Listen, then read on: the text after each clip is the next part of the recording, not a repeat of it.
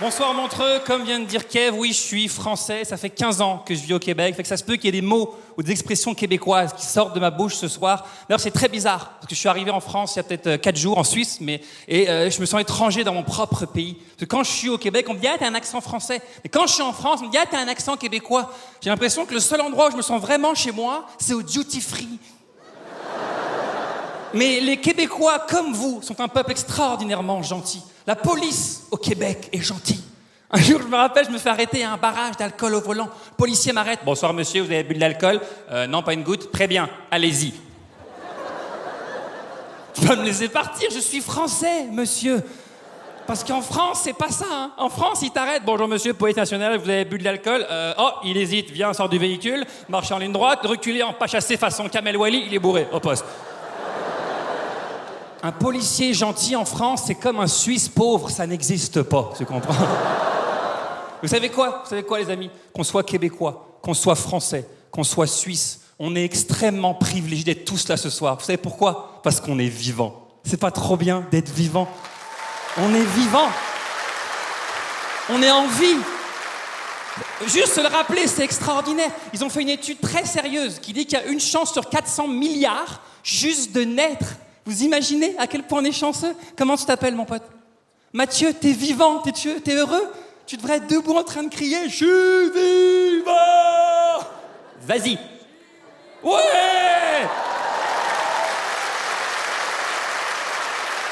Faut se le rappeler.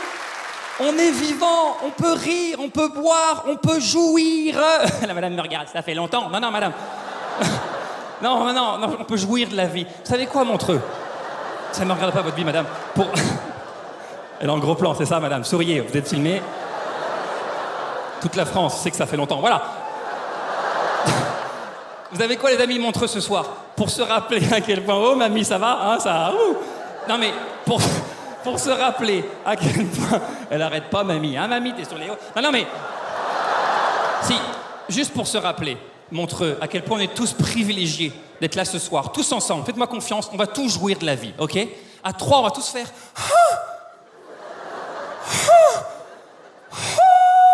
Ok? Faites-moi confiance, ça fait du bien. Mamie, c'est le temps de te rappeler. Ok, parfait. Fait que tout le monde, à 3, faites-moi confiance. 3 coups et le 3e vraiment long. 1, 2, 3.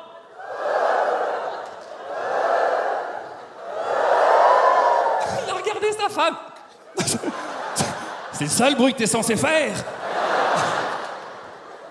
J'ai lu une phrase, il n'y a pas longtemps, c'est pour ça que je parle de ça, qui disait « Peu de gens vivent, la plupart ne font qu'exister ». Ça a rentré dans mon âme. Parce que j'ai commencé à réaliser qu'il y a une différence entre être vivant et se sentir vivant.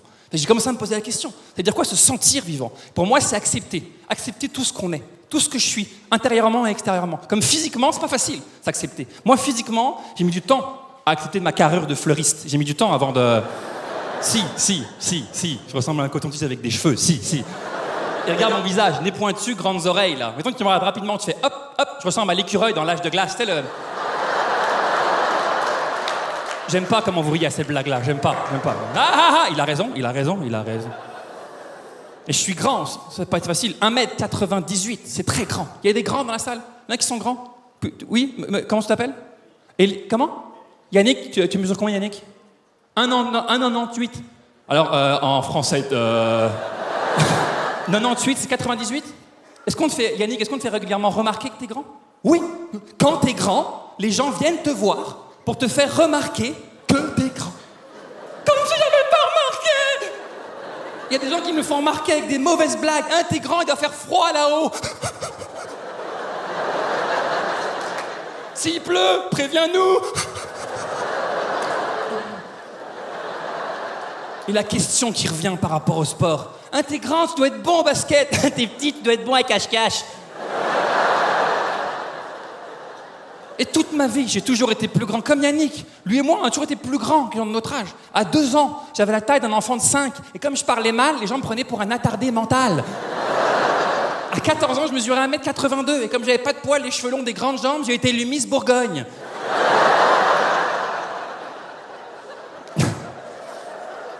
Non, c'est pas drôle d'être grand, c'est pas drôle, mamie, c'est pas drôle. Vous savez quoi, où c'est le pire d'être grand? En avion. Vous avez pris l'avion dans les dernières années? Vous m'entendez quand je vous parle? Il me regarde. Change de chaîne, il nous parle. Change de chaîne. Il n'y a plus de place dans les sièges d'avion. Il n'y a plus de place. Moi, je suis tellement grand, je rentre pas entre les sièges d'avion. Faut que je mette mes jambes dans le couloir. J'ai pas le choix. L'autre fois, j'étais en avion. J'entrais de Montréal. J'étais allongé à mon siège. Bah, allongé. Allongé avion. C'est le... Si tu ris pas à cette blague, t'as jamais pris l'avion de ta vie. C'est pas possible. Ah, moi, j'adore. Dormir à 90 degrés, j'adore. Il paraît que c'est bon pour la circulation. Non, j'aime bien. Fait que je dormais profondément, les yeux ouverts, parce que j'aime ça, dormir les yeux ouverts. Avec le petit jet d'air qui trempe dans l'œil pendant 7 heures. T'as eu un bon vol? Oui, mais j'ai une conjonctivite par contre. Fait que je dormais profondément, et là, il y a un steward qui arrive dans le couloir avec son petit chariot, là. Tui, paf, il me rentre dans le genou. Il me pète la rotule et il m'engueule. Il me dit, monsieur, est-ce que vous pourriez enlever vos jambes? Vous dérangez les gens qui passent. Je dis, oui, pas de problème. Auriez-vous une tronçonneuse, s'il vous plaît? Je vais les mettre dans le compartiment du dessus. Elles font moins de 25 kilos. Ça devrait rentrer. Hein? Monsieur l'hôtesse de l'air. Et les toilettes d'avion, c'est pas minuscule, des toilettes d'avion. Ma copine qui me dit, viens, on va faire l'amour dans les toilettes d'avion. Je ne rentre pas. Tu veux qu'on fasse l'amour dans les toilettes d'avion? Toi, tu vas être dans les toilettes, moi dans le couloir, derrière le petit rideau, comme ça.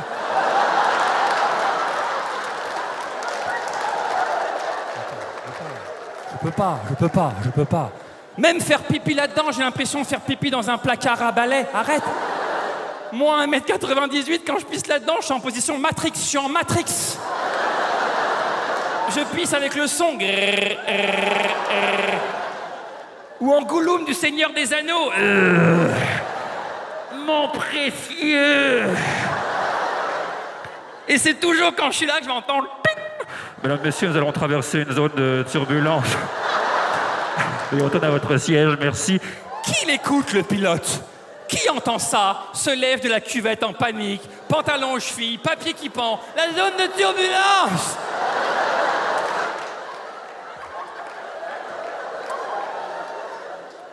Personne écoute le pilote d'avion. Pourquoi? Parce que personne comprend le pilote d'avion. T'as remarqué? 4 pilotes sur 5, on comprend rien ce qu'ils disent. 4 pilotes sur 5. Mesdames, Messieurs, nous...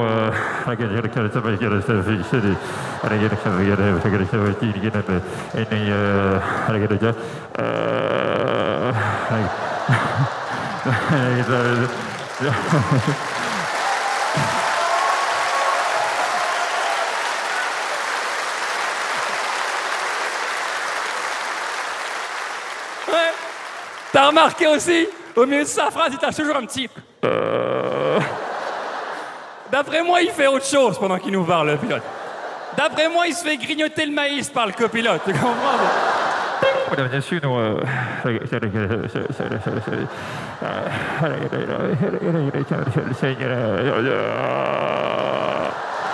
vous prendrez plus jamais l'avion de la même façon, hein?